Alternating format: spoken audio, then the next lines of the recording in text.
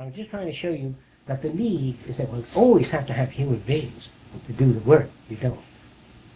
There will be a time when very few people can operate everything in the continental United States. And the rest of the people go on vacation, swim, yachting, camping, shoot pictures, study chemistry, go back to school, music, travel, anthropology, conferences, see what I mean? So that work, we find, would be boring, repetitive, and you don't learn anything at work because it's uninteresting. And so I'm trying to say to you that if you understand these mechanisms that are coming, the future, the present doesn't look too good. The present only looks good because we don't know what the potential of the future is.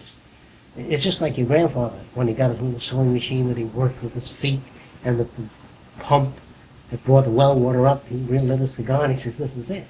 But you had to go down before that and get the water from the river, bring it into the buildings in pails with a brace across your shoulder, you know.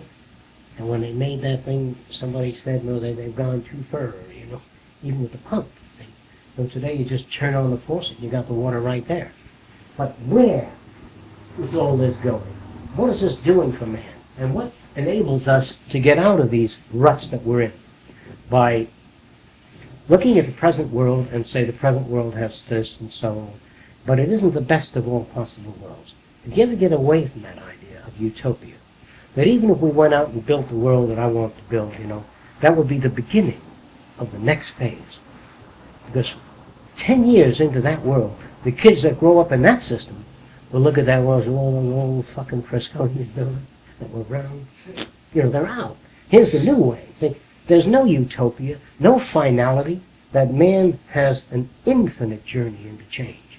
So the idea of thinking of an ideal world where there's no war and all, that's good. That's only the beginning of the next phase. You see what I mean? So people become very different, their values become very different, and that's what ought to be discussed in schools a lot, about inquiry, about thinking things out, about changing your mind, about being, in fact, we say that one measure of sanity is your ability to change your mind. You know what I mean by that? To be open enough to hear new things.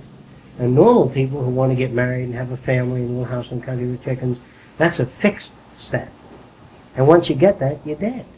And once you get your house and country with chickens, your two favorite horses that you like to ride, if this is your best of all possible worlds, from that day forth, if you stagnate, your kids undergo change and you never understand them. So I say, get your house and country with chickens. Get your horses, but read and listen to ideas, you see what I mean? So that you're programmed continuously, you're updated. That's why people become obsolete.